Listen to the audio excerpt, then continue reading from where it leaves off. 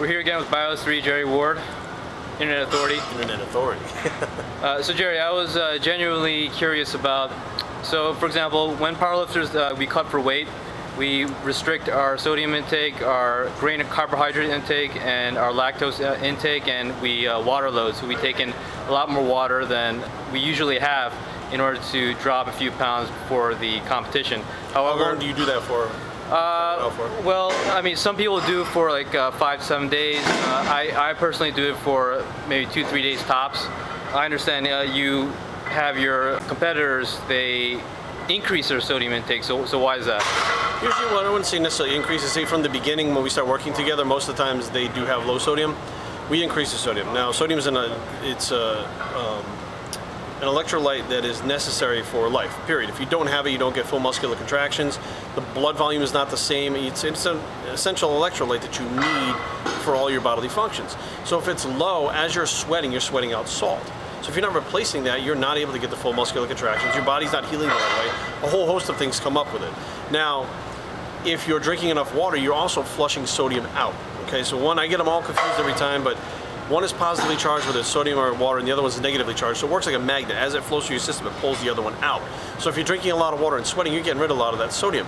Now, if the sodium is gone, what happens is aldosterone starts to go up, makes you actually retain water.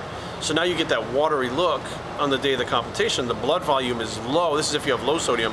The blood volume is low, so you don't get a pump. And you're not vascular because there's nothing causing the veins to pop out. There's no blood pressure. So now you have that flat, not pumped, full, shitty look that you get, and people go, oh, it's because I'm under carb. Well, you've been eating 600 grams of carbs for 4 days. No, you're not under carb. It's not. It's the sodium. So we leave the sodium right up to the show, and we drink the water right up to the show. And you know, if you have to cut water, you cut water to make weight or whatever it is. But most of the time, like, the body's on a clock. So what we do is try to become very predictable.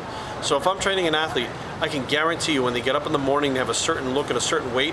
By the time they go to bed at night, they have a certain look and a certain weight. And when they get up in the morning, they're actually drier. So the body does the same thing day after day, as drying out overnight, so that when you get up in the morning, it's predictable of what's going to happen. So you know on the day of the show, if you do the same thing Friday night that you did through the whole diet for 16 weeks, which is not reduce your sodium, not reduce your water, do all that stuff, you're going to look a certain way on the morning of the show.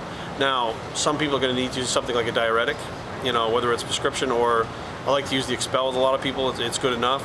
Some people are not going to need to do it. You know, that's an individual thing, but everybody needs that salt in their body for the day of the competition. More so bodybuilders than figure, or well, figure is important too, because my girlfriend Carrie does keto, and on a keto diet you naturally flatten out. There's no carbs to carb up. So if you don't have enough salt and water, the muscle's not going to be full.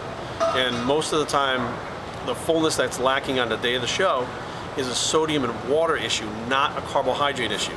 And what happens is people usually the night of the show, when you're done, they go eat. They eat pizza, and almost 99% of the time it's pizza, burgers, all kinds of random shit that's full of salt. And they start rehydrating again, and they blow up, and they're like, oh, I'm fully carved up now. No, it's all the salt and the water that went in there caused that blood volume, as well as all the carbohydrates to now be able to be digested and pushed into the muscle, because you need sodium and water to do that. And now they have a better look than they did on the day of the show. So cutting the sodium and the water will actually cause you to retain a little bit of water and be flat and not be able to get a pump, which is not what you want as a bodybuilder or figure competitor or physique competitor. So you're keeping the sodium, I guess, consistent throughout 16 weeks. So I guess it's different from what we do. You know, drop sodium like a week out and increase the water. So you're saying that having the sodium and the water won't necessarily have your body retain the water. Because you know, if you have a bloated look, obviously you'll do very poorly at the show. Right. If you guys just need to drop the weight, it doesn't really matter if you have a little bit of water between your skin and you look flat. It doesn't matter in powerlifting as long as you can lift the weight. But in bodybuilding, it doesn't matter how much you can actually lift. You need to look a certain way on that day, and the muscles have to be full. If they're not full, I mean, you know, you're just not going to look good on stage. You may look okay in the gym, but you hit that stage, you're definitely not going to look good. Okay. Thanks again, Jerry Ward, and we're. This is the make sure you get your sodium in bicep, and we're out.